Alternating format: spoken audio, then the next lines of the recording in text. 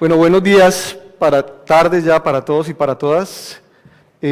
Convengamos que me toca la charla más difícil, ¿no? Porque encima de que la llaman magistral, ya dictaron las charlas motivadoras, ya mostraron los casos, estamos antes del almuerzo, así que yo voy a hacer mi mejor esfuerzo.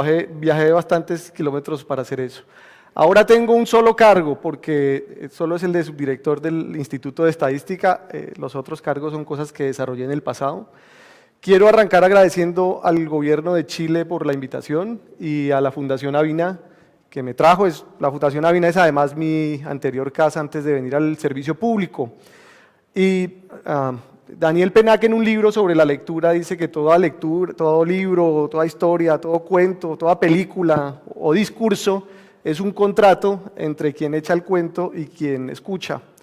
Y yo por eso quisiera contarles cuál es mi background para que ustedes sepan con qué ojos veo yo este asunto de la economía circular y por qué les voy a presentar esta particular manera de ver el asunto.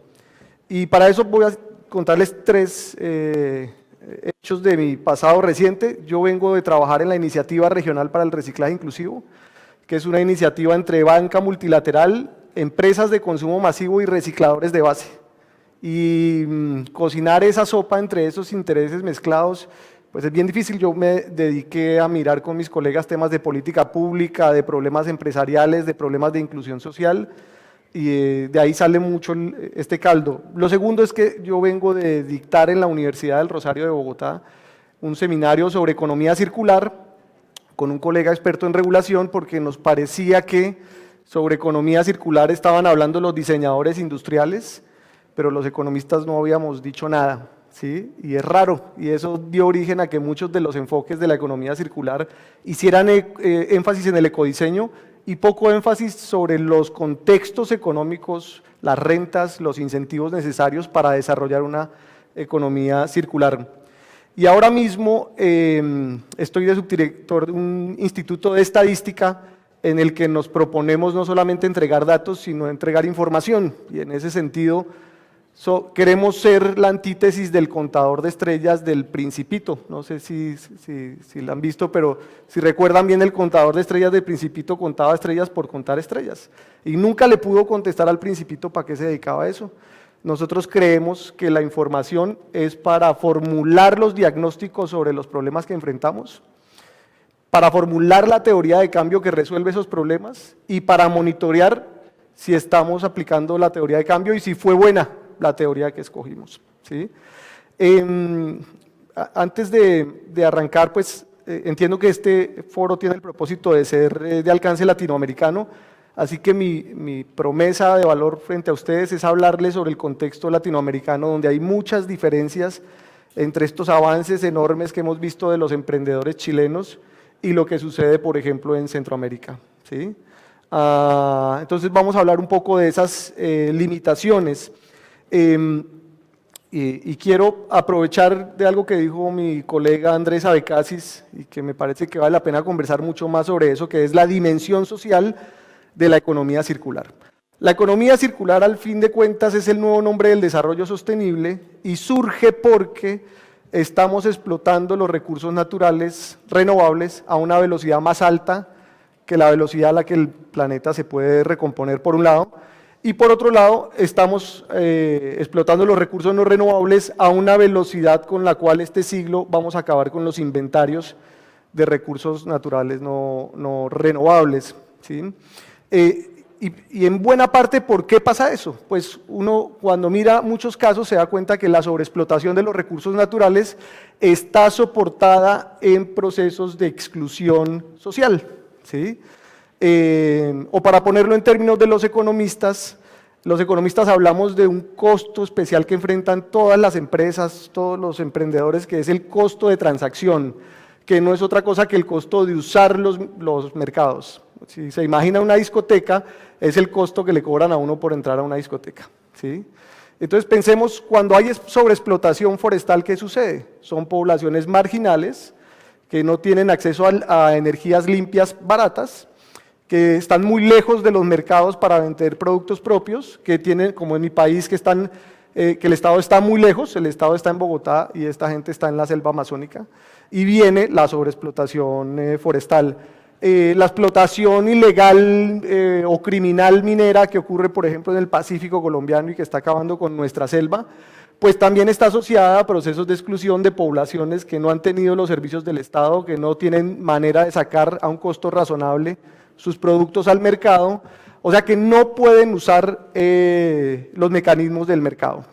En ese sentido yo voy a controvertir un poco con algo que se dijo en el panel anterior, en el sentido de que basta con tener espíritu emprendedor. Yo creo que el espíritu emprendedor es indispensable, pero no alcanza, ¿sí? Y ahí les voy a hablar, por ejemplo, de una población con la que yo he trabajado muchos años, que es la población recicladora de oficio, ¿sí? Hay pocos oficios en el mundo con los cuales cuando uno se levanta sin un peso puede salir a la calle y recoger $2 para almorzar. Uno de ellos es el comercio sexual y otro de ellos es el reciclaje, ¿sí? Y nadie me puede decir a mí que alguien que se levanta a las 4 de la mañana a recoger desechos de las bolsas de basura, a separarlos, a meter las manos donde las meten, no tiene espíritu emprendedor, ¿no? No es propiamente alguien con depresión que está echado en la cama diciendo la vida no vale la pena, echémonos a la pena. Es alguien que se rebusca allá donde todos hemos generado basura o donde hemos quitado valor, se rebusca la vida, ¿sí? Entonces, pero otra vez, el contrato que yo les propongo es que yo tengo una mirada de economista institucionalista y entonces yo creo que el contexto es determinante en el éxito de cualquier emprendimiento, en este caso, emprendimiento de economía circular. Y el contexto regulatorio y el contexto de mercado y el contexto cultural, pues implica mucho. Por eso quiero llamar la atención de tener cuidado con ponerle todo el peso al espíritu emprendedor de la gente, porque esto conduce a frustraciones cuando la gente enfrenta costos de transacción que no la dejan participar del mercado. Muy bien. Dicho eso, vamos a hacer una apuesta en común de lo que han hablado ustedes en estos 2 días de evento.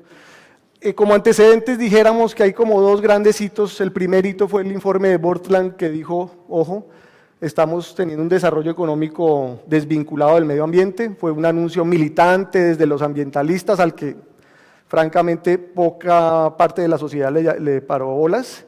Y un hito grande es el Acuerdo de París, donde volvimos ese llamado unas décadas después, lo volvimos soluciones, diseño institucional, metas concretas, y donde entraron por primera vez Estados Unidos y China, los grandes jugadores sin los cuales hubiera sido imposible hacer un acuerdo climático. Diría que a eso se suma la política de economía circular de China y de Europa, a mi juicio, las que mejor han logrado confeccionar un contexto institucional favorable para la economía institucional. ¿Qué detonantes hay? Pues los obvios, los que ya nos han contado, que son la restricción de recursos naturales y la agenda de cambio climático, pero me parece a mí que el más determinante, y esto se lo aprendí a un catalán, es la circunstancia de la estrategia geopolítica, ¿sí? Escuchando al director del programa de reciclaje de Cataluña responder la pregunta de por qué les había ido tan bien y por qué se habían metido en el tema, dijeron, porque analizando nuestra matriz de importaciones, nos dimos cuenta que la mayor parte de nuestras materias primas o todas nuestras materias primas provienen de afuera, y si nos peleamos con los vecinos, ¿qué pasa? ¿No? Lo mismo pasó con China. China cerró las importaciones de plástico este año. ¿Por qué? Porque su matriz de materias primas depende de importaciones y uno no puede ser el líder mundial dependiendo de los vecinos, ¿sí? Y eso ha sido determinante en que China se haya metido en la lógica de la economía circular. ¿Porque se volvieron ambientalistas los chinos? No, porque necesitan fortalecerse sustituyendo importaciones. En ese sentido, lo decían antes aquí, la economía circular no funciona si no es un buen negocio, ¿sí? No se puede pedir solamente buena voluntad de las empresas, es indispensable garantizar que la economía circular sea un buen negocio, ¿sí?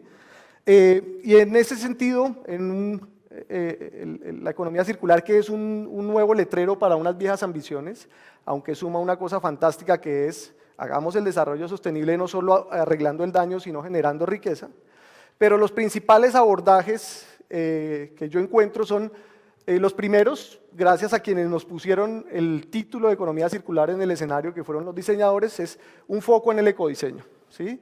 Si nosotros diseñamos bien todos los productos, vamos a tener un buen final de vida. Interesante, indispensable, pero no suficiente, porque si los prototipos bien diseñados no encuentran un contexto económico en el que puedan generar rentas, pues los prototipos se vuelven una curiosidad de laboratorio, ¿sí? El segundo foco es reciclaje, hagamos todo con reciclaje. Está muy bien, pero tampoco alcanza en el contexto mundial que tenemos ahora. Y ya les voy a explicar por qué, dónde están las rentas. Porque con todos los esfuerzos que hacemos, o que hace Europa, por ejemplo, y cuando uno quita los datos de incineración, por ejemplo, y cuando uno ecualiza los datos de Europa de acuerdo con la composición de la basura, los niveles de reciclaje, les va a llamar la atención esto, de Europa y de América Latina no están tan distantes, sino que nuestra basura es 1/3 seca, 2/3 húmeda, y la de ellos es 2/3 seca, 1/3 húmeda, ¿sí? Pero América Latina debe estar en unos niveles de aprovechamiento como del 15%, ¿sí? Y el tercer enfoque, que es el que a mí más me gusta, es el enfoque de quienes están enfrentados a gestionar esta transición. Y en ese caso destaco los casos de Europa y de China, que han llenado su política pública de distintos instrumentos, intentando comprender que la naturaleza de cada problema exige respuestas compatibles con esa naturaleza. Entonces hay incentivos económicos, restricciones de uso, innovación tecnológica, ecodiseño, no solamente las 3 R's que tampoco alcanzan solas, sino un conjunto de políticas para atender un problema que es complejo y que no se puede resolver en consecuencia de manera simple. Y esto pues tiene unas implicaciones en varias dimensiones. Yo me voy a referir a estas 3 dimensiones en particular en América Latina: las implicaciones en la cadena de valor o en las cadenas de valor, y me van a perdonar porque yo sé que economía circular es mucho más que residuos sólidos, pero yo no quiero improvisar sobre los temas que no conozco, voy a hablar del tema que yo conozco, que es residuos sólidos. Y ahí tenemos unos asuntos de reciclaje inclusivo y unas necesidades de plataforma de información. Nosotros hemos visto casos fantásticos de economía circular en este evento, pero nuestros países, ninguno de nuestros países en América Latina tiene buenas cuentas nacionales sobre economía circular. Hoy no hay ningún gobierno de América Latina que pueda decir si va bien o va mal sobre la economía circular. Claro, uno mira los vertederos a cielo abierto y da la impresión de que no vamos tan bien, ¿sí? Uno mira los ríos llenos de botellas y da la impresión de que no vamos tan bien. Pero el tamaño real del problema hoy, y yo vengo de un instituto de estadística, no hay quien pueda responder cuál es el tamaño, con todas sus cifras, ¿sí? Vamos a mirar entonces las oportunidades y por ahora de la economía circular. La primera, y en la que la economía circular como enfoque le gana a las miradas de cambio climático, es que los enfoques de cambio climático intentaban que el golpe no fuera tan duro. Adaptémonos al cambio y mitiguemos el cambio. Eran los 2 verbos rectores de economía circular, de cambio climático. Economía circular dice, no señor, restauremos la capacidad de los ecosistemas para proveernos de bienes y servicios, ¿sí? Es distinto, es mucho más ambicioso. No se conforma con que nos duela menos, intenta que aquello que tiene valor, o sea, la capacidad de los ecosistemas, recupere su valor, ¿sí? Y además ofrece la oportunidad de crear nuevos negocios. Esto tiene sentido porque las primeras olas de políticas de cambio climático la lideraron francamente los ambientalistas. Y ahí el tema es: el que contamina paga. Punto. Usted que es un villano, hágame el favor y pague el costo de su daño. Con el tiempo se ha enriquecido la conversación y han entrado otras miradas y ahora decimos, ok, paguemos el daño, pero hagámoslo generando riqueza, porque tampoco podemos acabar con la matriz económica de un país, de la cual vienen los empleos, los ingresos, los impuestos, las intervenciones sociales del Estado, etcétera, etcétera, ¿sí? Y ahí hay un montón de nuevas oportunidades de negocio, como energías renovables, ya una línea muy importante en Estados Unidos y en Europa en materia económica. Servicios de reparación, esto es fantástico, el caso de Japón, por ejemplo. En Japón nadie compra ni vende una lavadora o un electrodoméstico, compra y vende el flujo de servicios que la empresa le presta de actualización de esos aparatos, de reparación de los mismos, y en términos de incentivos económicos, pues es más bacano todavía porque la empresa no vende un objeto y sale de él, sino que ese electrodoméstico hace parte del patrimonio de la empresa y le interesa conservar su valor económico para conservar el valor de su patrimonio, ¿sí? Entonces se alinean los incentivos, ya no es un asunto de salir a perseguir a los contaminadores, sino de decir cómo se puede crear riqueza para todos, sin cerrar las empresas, ¿sí? En fin, hay un montón de negocios que aparecen con el enfoque de economía circular.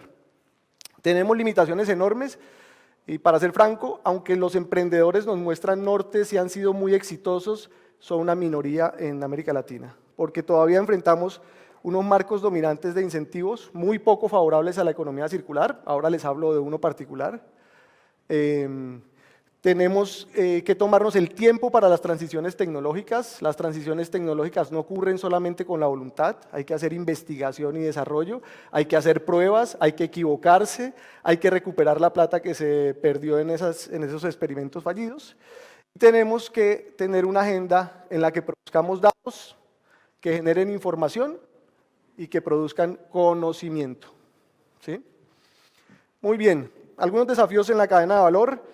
Los ingenieros me perdonan que simplifique la cadena de valor en 4 eslabones, como tan simplista, pero vamos a intentar simplificar.